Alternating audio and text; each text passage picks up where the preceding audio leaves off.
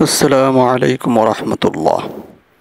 আজকে আমরা একজন বাদশার গল্প দিয়ে শুরু করছি। এক দেশে এক অত্যাচারী বাদশা ছিল। বিভিন্ন রকমের অত্যাচার সে করত। লোকজনের ঘোড়া গাধা জোর করে কেড়ে নিত।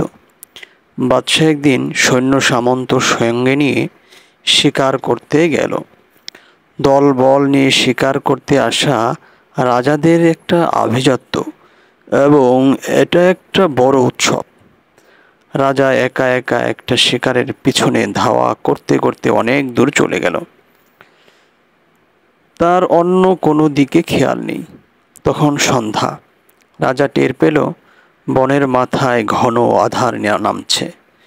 সঙ্গে কোনো অনুচর নেই, সম্পূর্ণ অপরিচিত স্থান।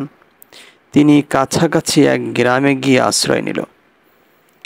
এক ধনবান ব্যক্তির বাড়িতে রাত্রি যাপন করবে বলে ইচ্ছা প্রকাশ করল।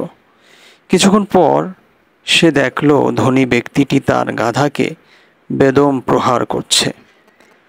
গাধা কাতর হয়ে চিৎকার করছে। লোকটি নির্বিকার। সে গাধার একটা পা ভেঙে দিল। রাজা তাই দেখে লোকটিকে বললেন, কি হে, অবলা জীবটাকে এভাবে পিটাচ্ছ কেন? গাধার ঠ্যাং ভেঙে তুমি নিজের শক্তি পরীক্ষা করছো?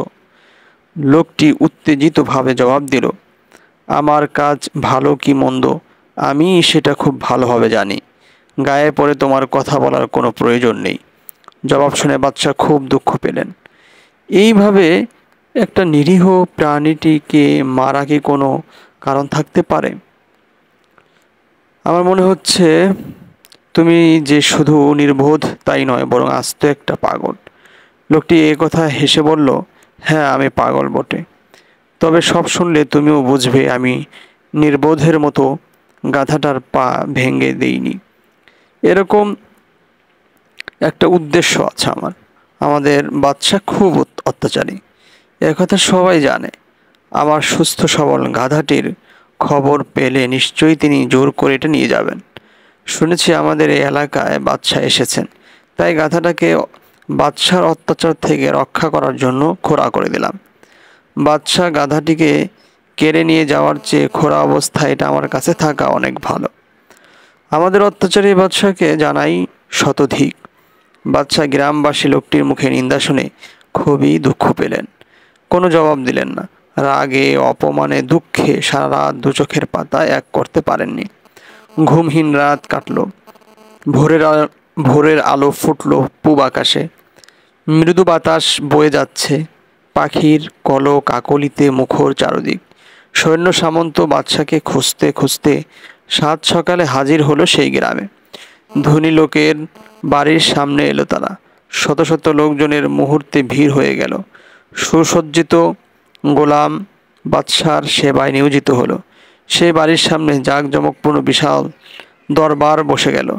রাজ্যের প্রধান প্রধান ব্যক্তি রাজার সামনে এসে আসন গ্রহণ করলো। রাজকীয় খানাপিনার আয়োজন করা হলো। কিছুক্ষণের মধ্যেই সে এলাকার সম্পূর্ণ পরিবেশ পাল্টে গেল। সৈন্যদল ঘোড়ার পদভারে থর থর করে কাঁপতে লাগলো সে এলাকা। বাড়ির সেই লোকটি ব্যাপার স্যাপার দেখে একেবারে গত রাতে স্বয়ং বাদশাহ ছিলেন তার অতিথি, অর্থাৎ বিপদ ঘনিয়ে এসেছে। বাদশাহ ডেকে পাঠালেন লোকটিকে। ধরে বেঁধে তাকে আনা হলো বাদশার সামনে। লোকটি বুঝলো তার আত্মরক্ষার আর কোনো উপায় নেই। এই মুহূর্তে তার জীবন শেষ হবে, আর ভয় করা বৃথা। কারণ উদ্ধত তরবারির নিচেই মানবের ভাষা অধিকতর শক্তিশালী হয়ে থাকে। তাই লোকটি সাহসের সঙ্গে বলল, হে মহামান্য বাদশাহ, আমি একাই শুধু আপনার নিন্দা করি নাই। খবর নিয়ে দেখুন, জনসাধারণ সকলের একই কথা বলে আমাকে সহজে হত্যা করা আপনার পক্ষে সম্ভব। আমার কথায় আপনি মনে আঘাত পেয়েছেন, সেজন্য আমি দুঃখিত। কিন্তু আপনার উচিত হবে ভালো কাজ করা, যেন কেউ আপনার বদনাম করতে না পারে। অন্যায় কেউ কেউ পছন্দ করে না। আপনার কর্মচারীরা সারাক্ষণ আপনার গুণকীর্তন করে থাকে, এতে রাজার সম্মান বৃদ্ধি পায় না। প্রজারা যদি বাদশাহ সুনাম করে, তাতেই বাদশাহ সম্মান বাড়ে।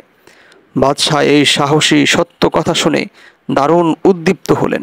লোকটিকে মুক্ত করে দিলেন। সকলের উদ্দেশ্যে বললেন, আমি আজ থেকে চেষ্টা করব ন্যায়পরায়ণ শাসক হতে। আমি চাই একজন ভালো বাদশাহ হতে, যেন আমার সুনাম ছড়িয়ে পড়ে দিক দিগন্তে।